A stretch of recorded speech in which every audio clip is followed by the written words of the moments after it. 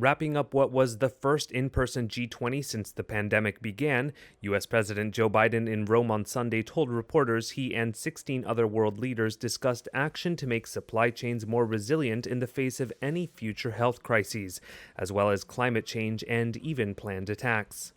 Supply chain problems have emerged as the global economy has pulled out of a pandemic-induced recession and threatened to slow recovery. They have already stoked inflation. We have to take action now, together with our partners in the private sector, to reduce the backlogs that we're facing. And then we have to prevent this from happening again in the future. The G20 meeting also drew criticism for not taking enough political action to make good on climate promises. Biden blasted China and Russia for the inaction on climate change. With regard to the disappointment relates to the fact that Russia and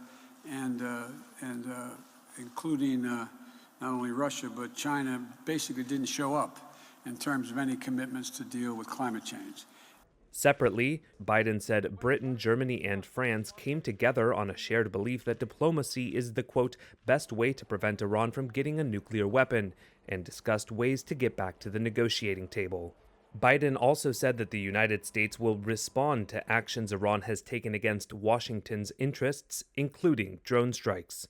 Biden will now head to the UN COP26 climate talks in Glasgow, Scotland, and join other world leaders to discuss ways to address some of the world's most pressing environmental issues.